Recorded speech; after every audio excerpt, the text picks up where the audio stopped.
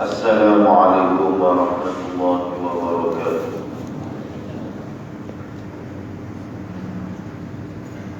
أعوذ بالله من الشيطان الرجيم. بسم الله الرحمن الرحيم.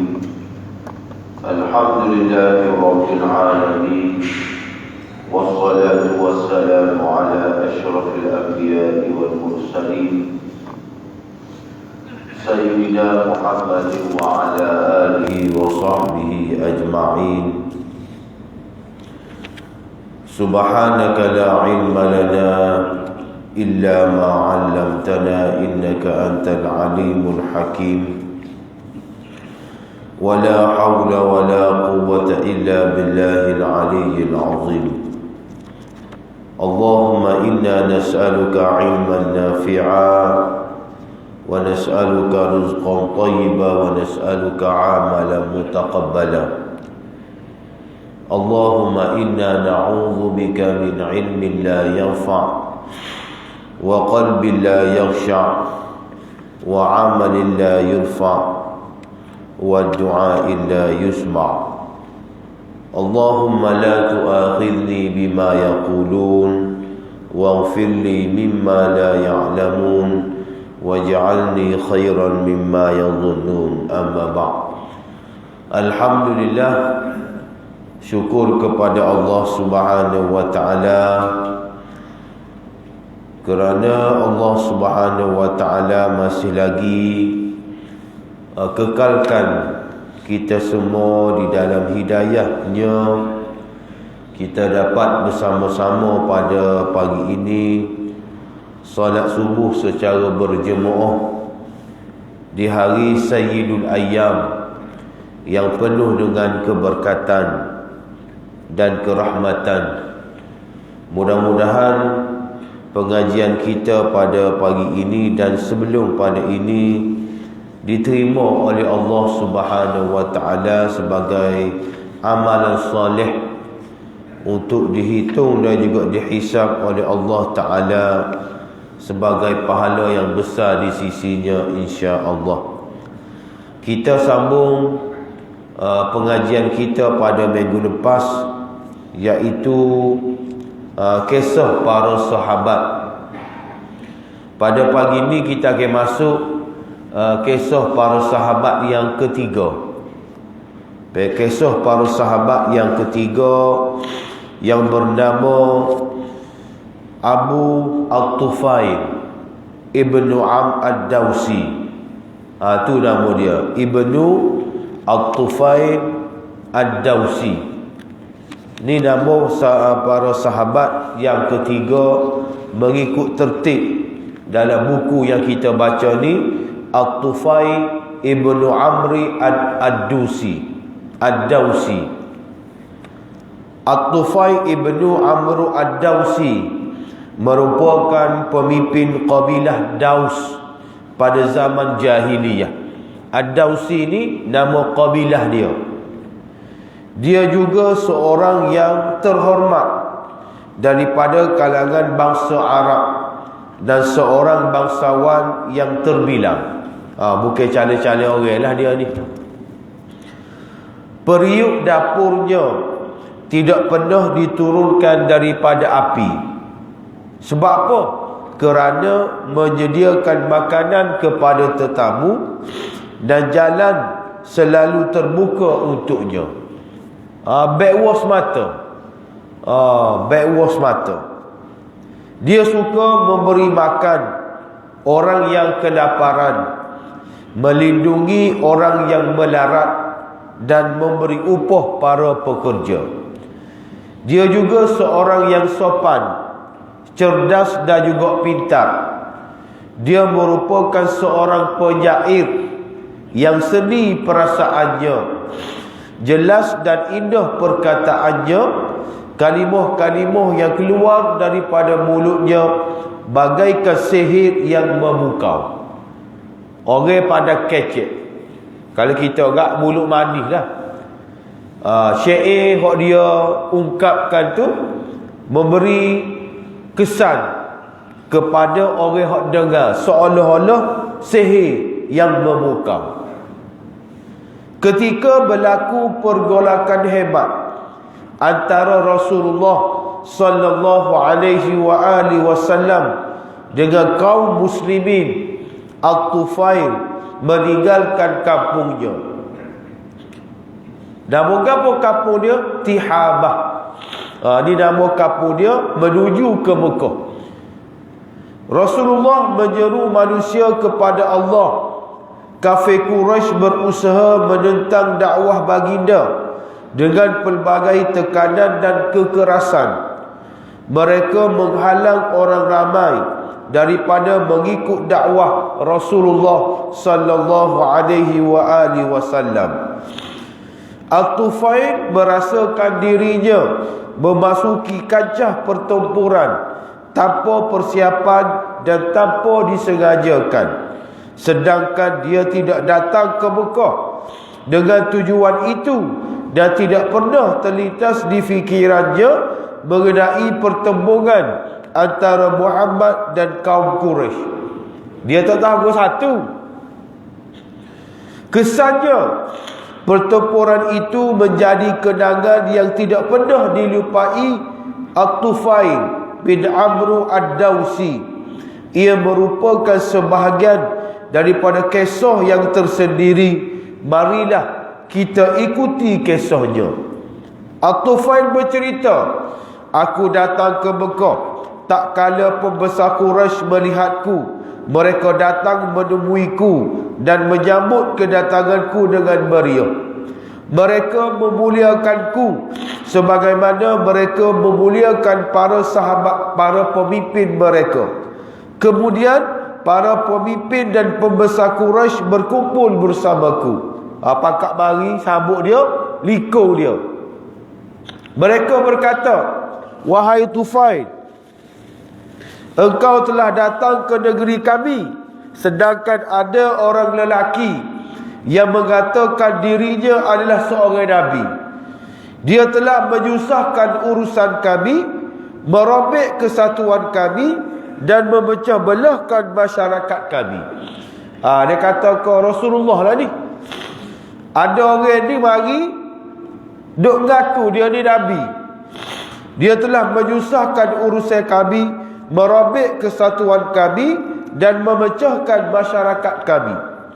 Kami sangat takut hal ini juga terjadi kepada kaummu sebagaimana yang kami alami sekarang. Puak-puakmu pun supaya lagu tu jugalah. Janganlah engkau berbicara dengan lelaki itu. Janganlah engkau mendengar percakapannya. Ucapannya bagaikan sihir yang dapat memisahkan antara seorang anak dengan bapanya, antara saudara dengan saudara maranya yang lain, antara seorang isteri dengan suaminya. Takutnya dia kepada Rasulullah sallallahu alaihi wasallam. At-Tufail bercerita lagi, demi Allah, mereka selalu menceritakan keadaan yang menakjubkan itu kepadaku.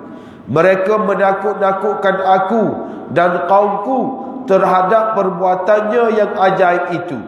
Aku sampai terpengaruh dan bertekad untuk menjauhkan diri daripada lelaki itu. Aku tidak mahu berbicara dengannya dan tidak akan mendengar ucapannya sedikit pun. Itu adalah orang panggil pengakuan daripada At-Tufail. Moga orang yang lagu tu belaka, dia kata aku malah dengarlah Rasulullah dak royak gapo. Lepas tu dia kata, ketika aku pergi ke masjid untuk tawaf di sekeliling Kaabah dan meminta berkat daripada berhala-berhala yang selalu kami agungkan dan kami berhaji untuknya, aku menutup telinga dengan kapah agar aku tidak mendengar ucapan Muhammad. Namun tak kala aku memasuki masjid, aku dapati Muhammad sedang solat di sisi Kaabah dengan solat yang berbeza dengan tata cara solat kami. Dia pergi masjid, dia tengok Nabi sembahyang, dia rasa lain. Pelik Nabi ni. Dia beribadah dengan cara ibadah yang berbeza dengan cara ibadah kami. Pemandangan itu membuatkan aku senang. Ibadahnya menarik minatku sedikit demi sedikit. Tanpa aku sedari, aku mendekatinya. Galik dia. Galik dia pun duduk dekat dengan Nabi. Lalu Allah menjadikan telingaku mendengar sebahagian ucapannya. Aku mendengar satu ucapan yang sangat baik.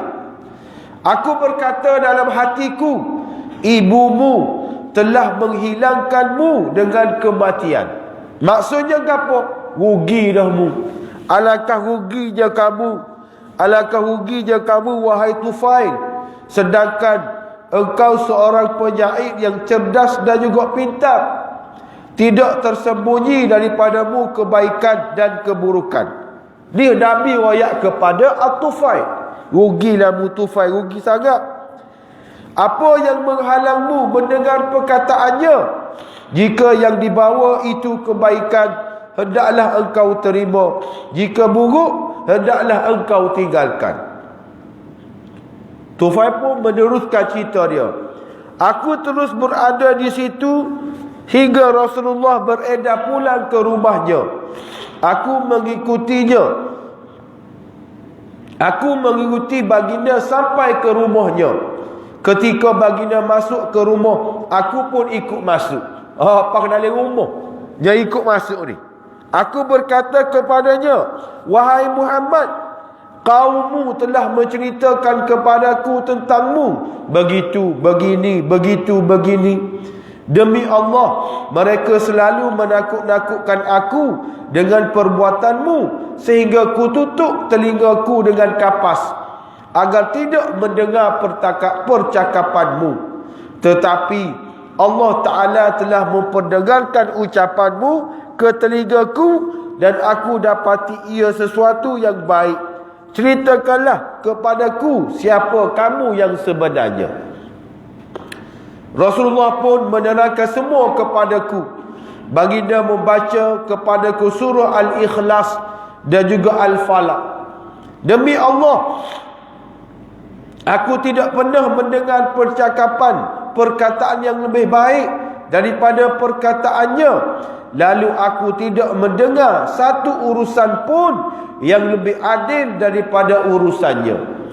Aku menghulurkan tanganku kepada baginda dan bersaksi bahawa tiada Tuhan melainkan Allah, dan Muhammad adalah utusan Allah. Dengan itu aku memeluk Islam. Mudah je. Orang panggil At-Tufail ini memeluk Islam. Kerana apa? Kerana dia menggunakan akal. Dia menggunakan akal, dia berfikir dengan logik, maka menyebabkan dia ni menerima agama Islam. Tidak ada masalah kepada dia, kerana hak Nabi raya itu adalah kebenaran. Benda yang betul, bukan benda yang pelik. At-Tufail bercerita lagi, aku menetap di Mekah beberapa ketika mempelajari ajaran Islam dan menghafal ayat Al-Quran yang mudah bagiku, sampai masa aku perlu pulang kepada kaumku. Aku memberitahu Rasulullah, wahai Rasulullah, aku adalah seorang yang ditaati ahli keluargaku. Aku akan kembali kepada mereka, mengajak mereka memeluk Islam. Berdoalah kepada Allah agar menjadikan bagiku petanda yang akan membantu hasratku ini. Dia minta dengan Rasulullah nak balik supaya dia boleh berdakwah kepada kaum dia. Rasulullah terus berdoa, Allahumma ja'al lahu ayatan tu'inuhu ala ma yanwi minal khair. Ya Allah, jadikanlah kepadanya petanda yang membantunya atas niatnya yang baik. Dia nak balik kepada kaum dia supaya dia dapat mengajak kaum dia memeluk agama Islam. Maka At-Tufail kata, ketika mana dia balik kepada kaum dia, dia balik berjumpa dengan kaum dia, dia berjumpa dengan ayah dia memeluk agama Islam.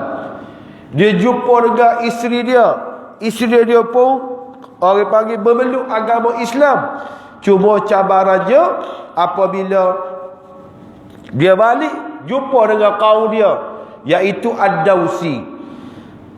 Dia kata At-Tufail berdakwah kepada Bani Daus pula, namun tidak berhasil dengan baik. Hanya seorang sahaja yang menyahut dakwah At-Tufail, bernama Abu Hurairah.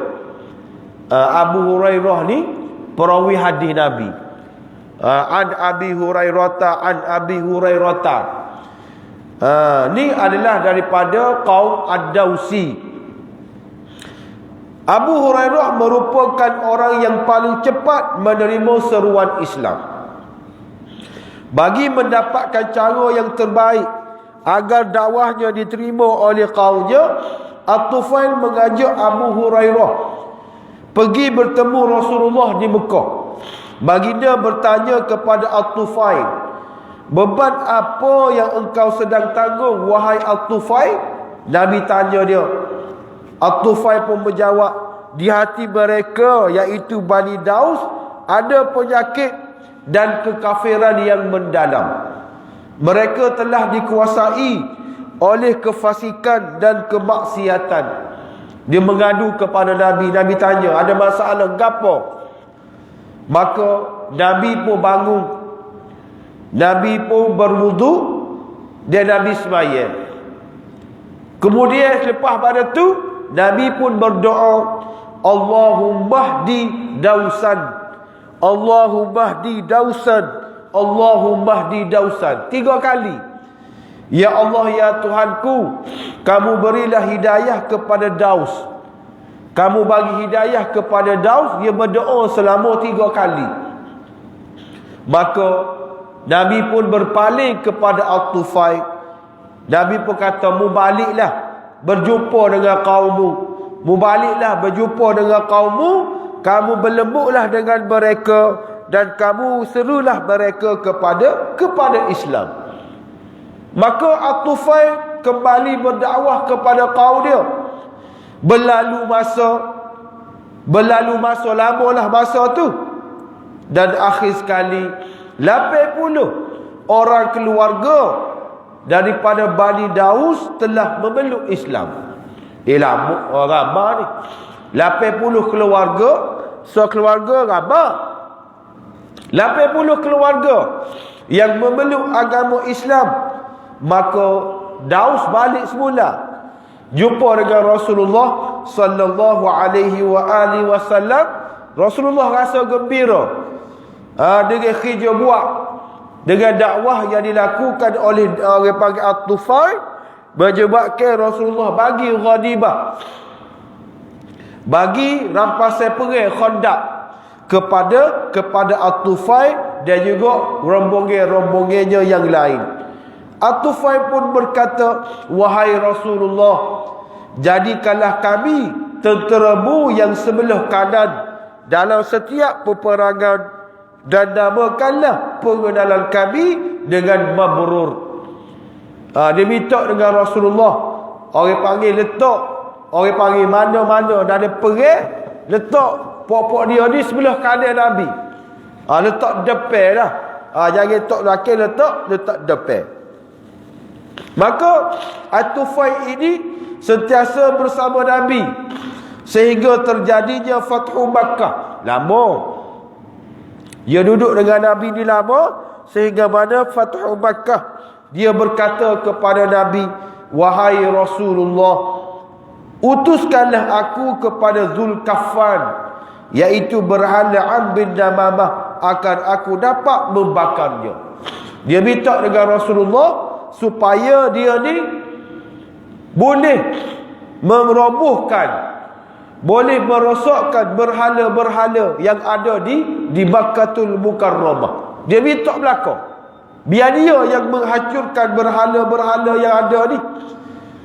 Maka selepas kewafatan Rasulullah, At-Tufail meletakkan dirinya, keluarganya serta hartanya tunduk taat kepada khalifah Rasulullah. Tak kala timbulnya gerakan memerangi golongan murtad, iaitu pada zaman Sayyidina Abu Bakar, At-Tufail bersama anaknya Ammar keluar menyertai angkatan peperangan memerangi Musailamatul Kazzab. Masa Sayyidina Abu Bakar dia keluar pergi dengan Musailamatul Kazzab. Dalam perjalanan menuju ke Yamamah, At-Tufail telah bermimpi. Dia mimpi. Dia mimpi dia kepada sahabat dia. Dia kata, semalam ni aku mimpi. Cuma mu takbir mimpi aku. Sahabat bertanya, gapo mu tengok? Dia kata, aku bermimpi kepalaku telah dicukur habis. Lalu keluar seekor burung daripada mulutku.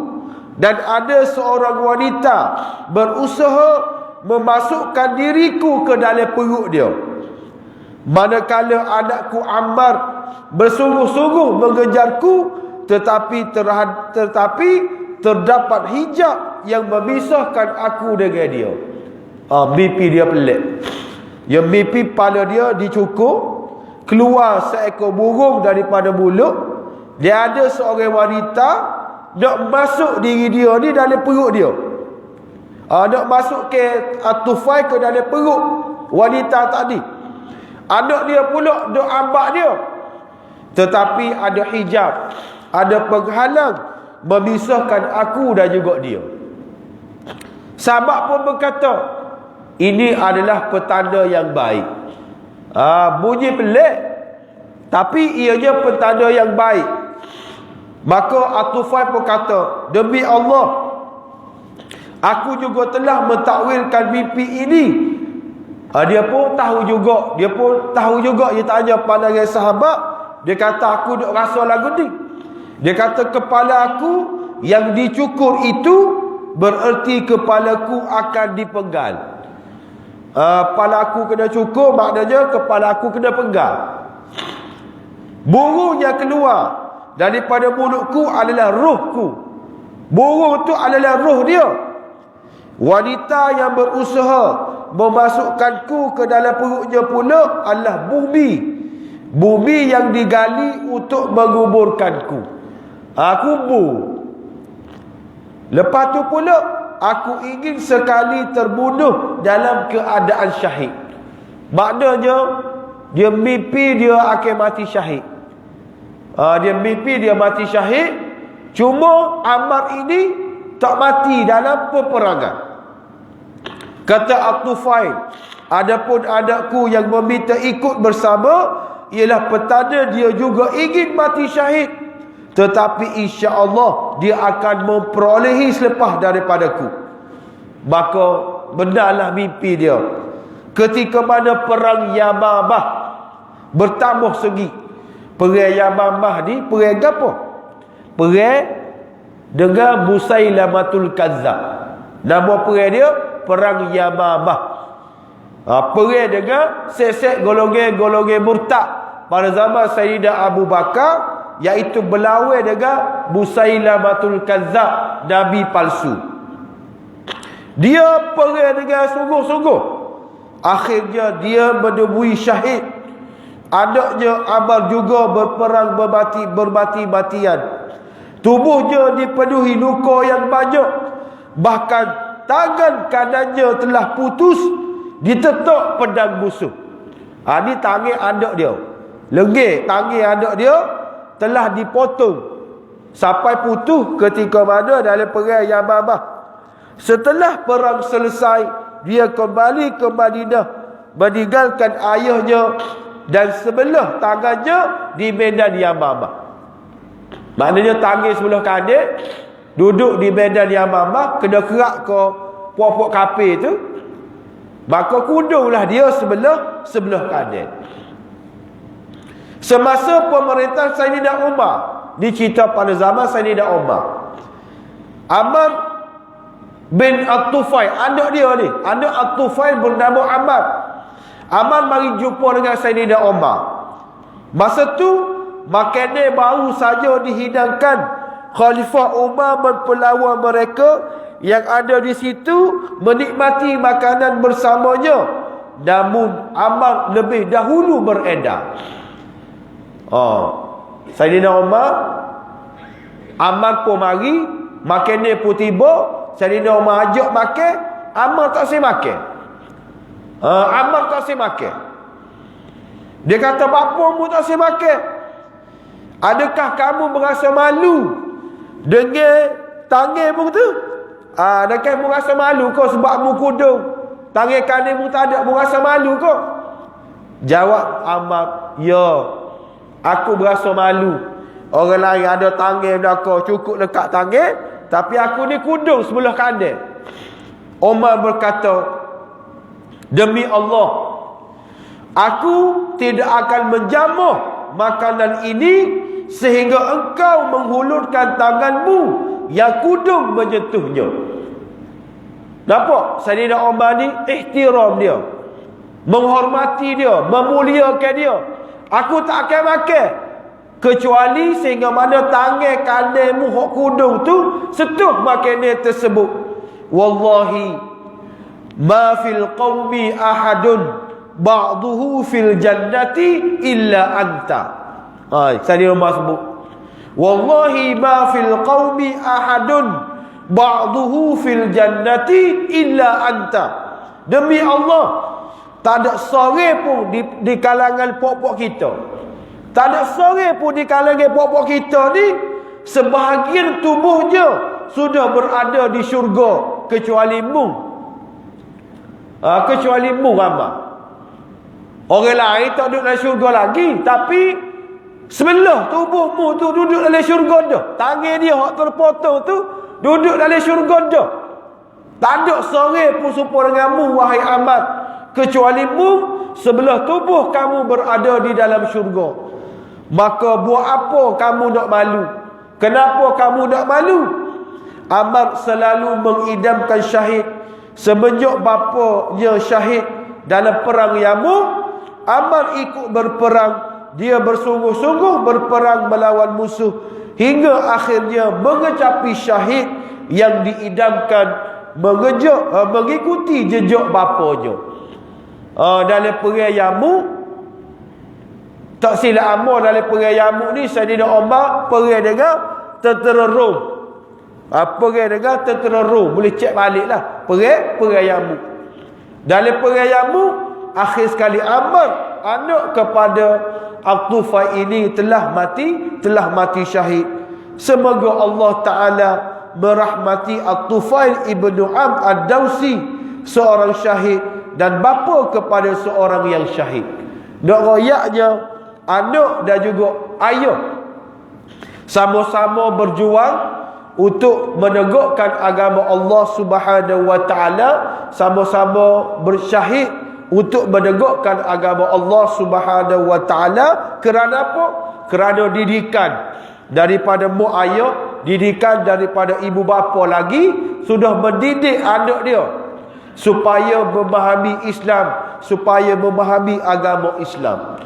Maka sebab itu kita sebagai seorang ayah, kita sebagai seorang ibu, kita kena ajar anak-anak kita berkenaan dengan Islam.